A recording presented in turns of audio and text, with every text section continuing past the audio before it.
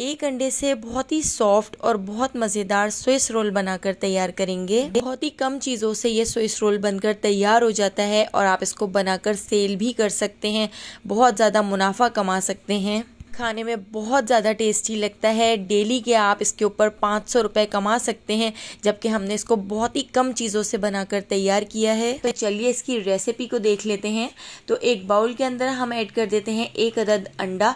तो एक अंडे से हम इस ज़बरदस्त से स्विस रोल को बनाकर तैयार करेंगे। इलेक्ट्रिक बीटर से अंडे को बहुत अच्छी तरह से बीट कर लेंगे। अगर आपके पास इलेक्ट्रिक बीटर ना हो तो आप हैंड विस्कर या फॉक की मदद से भी अच्छी तरह से इसको बीट कर सकते हैं। उसमें आपको थोड़ा सा ज़्यादा टाइम लग जाएगा, लेकिन बहुत अच्छी तरह से बीट हो जाता है।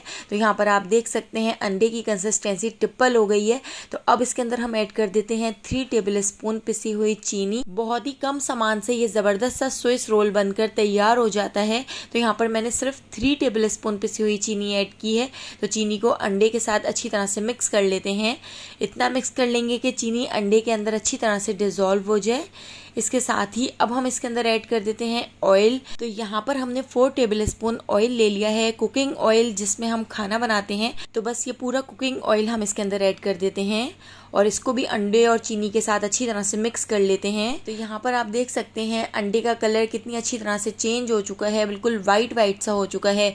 तो इसके साथ ही अब हम इसके अंदर ऐड कर देते हैं वेनिला एसेंस। तो 1/2 टीस्पून वेनिला एसेंस हम इसके अंदर ऐड कर देंगे। अगर आपके पास वेनिला एसेंस ना हो तो आप इसको स्किप भी कर सकते हैं। लास्ट टाइम जब मैंने आपसे ब्राउनी की रेसिपी शेयर की थी तो मैंने उसके अंदर वेनिला एसेंस नहीं ऐड किया था, फिर भी हमारी ब्राउनी बहुत ही मज़ेदार बनकर तैयार हुई थी। अब हमने इस बाउल के ऊपर रख लिया है स्टेनर। स्टेनर के अंदर हम ऐड कर देते हैं आधा कप मैदा। तो यहाँ पर कोई भी चीज़ फुल कप नहीं है, सारी चीज़ें हमने आपको नाप कर बिल्कुल मेजरमेंट के साथ बताई हैं। तो यहाँ पर आधा कप मैदा मैंने इस स्टेनर के ऊपर डाल दिया है। 1 टेबल स्पून भर के हम इसके ऊपर ऐड कर देंगे कोको पाउडर। 1/2 टीस्पून हम इसके ऊपर डाल देते हैं बेकिंग पाउडर और 1/4 टीस्पून हम इसके ऊपर ऐड कर देंगे बेकिंग सोडा और इसको अच्छी तरह से छान लेते हैं। तो मैदा और बाकी ये सारी चीज़ें आपने छान कर ही इसके अंदर ऐड करनी है, बगैर छाने ऐड नहीं करनी है, क्योंकि इसमें काफ़ी कचरा होता है। तो इस तरह से हमने इसको अच्छी तरह से मिक्स कर लेना है। तो किसी स्पैचुला से या किसी चमचे से एक ही डायरेक्शन में आप इसको इस तरह से मिक्स कर सकते हैं। तो यहाँ पर अभी हमारा जो मिक्सचर है वो काफ़ी गाढ़ा है। तो हमने यहाँ पर ले लिए हैं 3 टेबल स्पून दूध। तो ये रूम टेम्परेचर पर दूध है, दूध हम इसके अंदर ऐड कर देते हैं। तो दूध एक साथ सारा ऐड नहीं करेंगे, थोड़ा थोड़ा सा दूध ऐड करते जाएंगे और इसको मिक्स करते जाएंगे। तो इसकी कंसिस्टेंसी हमें थोड़ी सी रिबन टाइप रखनी है। तो यहाँ पर आप देख सकते हैं इसकी जो कंसिस्टेंसी है वो कितनी ज़बरदस्त सी हो गई है। ना ही तो बैटर को ज़्यादा पतला होना चाहिए और ना ही बहुत ज़्यादा गाढ़ा। अगर पतला हुआ तो बेकिंग करने में टाइम लग जाएगा और अगर गाढ़ा हुआ तो हमारा जो स्विस रोल है वो बहुत ज़्यादा हार्ड हो जाएगा।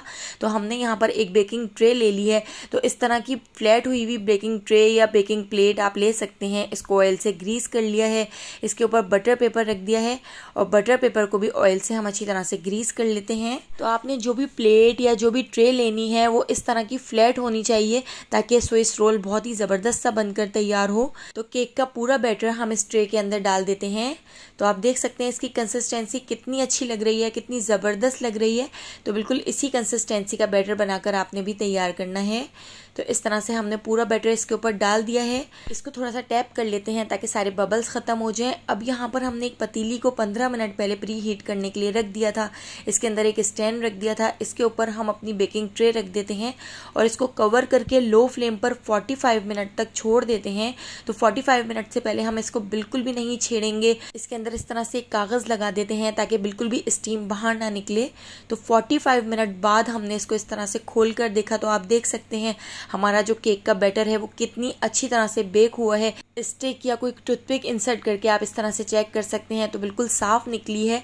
अब हम इसको काउंटर के ऊपर ले आए हैं। तो काउंटर के ऊपर लाकर इसको एक बड़ी ट्रे के ऊपर रख देते हैं। इसके ऊपर एक बटर पेपर रख दिया है और यहाँ पर अगर आपके पास बटर पेपर ना हो तो आप कोई प्लास्टिक शीट भी रख सकते हैं। तो हमारा जो ये केक बनकर तैयार हुआ है ये बहुत ज़्यादा गर्म है। तो गरम गरम में ही हमने इसको फोल्ड करना है। तो इस तरह से देखिए रोल हम इसको बना लेंगे, गरम गरम में ही हम इस तरह से इसको फोल्ड कर लेंगे। इस तरह से रोल बनाने के बाद अब हम इसको 2 घंटे के लिए रूम टेम्परेचर पर आने तक इस तरह से छोड़ देते हैं और इसको किसी स्टेनर से ढक देते हैं। तो 2 घंटे के बाद हम इसके अंदर क्रीम अप्लाई करेंगे। तो अभी हम क्रीम का मिक्सचर तैयार कर लेते हैं। तो यहाँ पर मैंने एक मिल्क पैक की फ्रेश क्रीम का पैकेट ले लिया है। ये पूरी क्रीम हम एक बाउल में ऐड कर देते हैं और यहाँ पर हमने ये जो क्रीम ली है इसको हमने 2 घंटे के लिए फ्रीज़र में रख दिया था। तो ये बिल्कुल ठंडी है, बिल्कुल चिल्ड है। तो यहाँ पर हम इसको बहुत अच्छी तरह से बीट कर लेते हैं।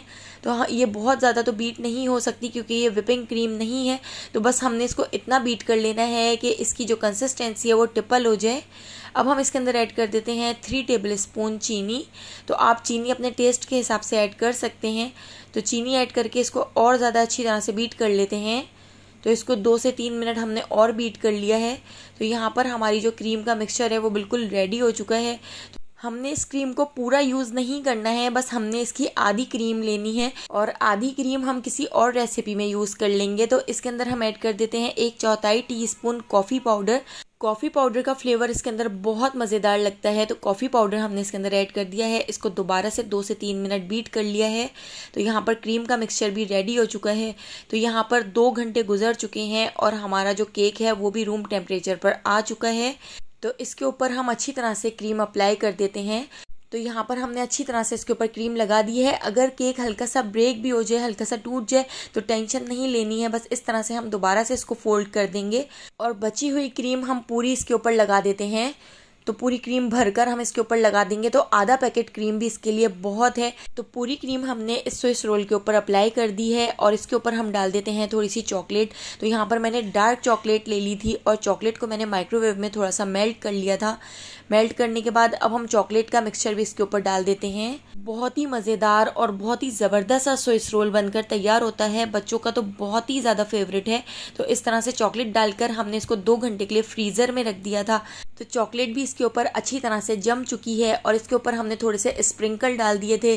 थोड़ा सा हमने इसके ऊपर डेसिकेटेड कोकोनट डाल दिया था। तो आप जिस तरह से भी इसको गार्निश करना चाहें आप कर सकते हैं। तो अब हम इसकी कटिंग कर लेते हैं। देखिए कितना सॉफ्ट और कितना स्पॉन्जी हमारा यहाँ पर स्विस रोल बनकर तैयार हुआ है। खाने में बहुत ही टेस्टी लगता है। एक बार आप मेरी इस रेसिपी को ज़रूर ट्राई कीजिएगा और मुझे कमेंट करके बताइएगा कि आपको मेरी ये रेसिपी कैसी लगी। अगर अभी तक आपने मेरे चैनल को सब्सक्राइब नहीं किया तो जल्दी से मेरे चैनल को सब्सक्राइब करके बेल आइकॉन के नोटिफिकेशन को ऑन कर लीजिए, क्योंकि डेली मैं बहुत ही ज़बरदस्त सी रेसिपीज़ लेकर आती हूँ। आने वाली वीडियो तक मुझे दीजिए इजाज़त। अल्लाह हाफिज़।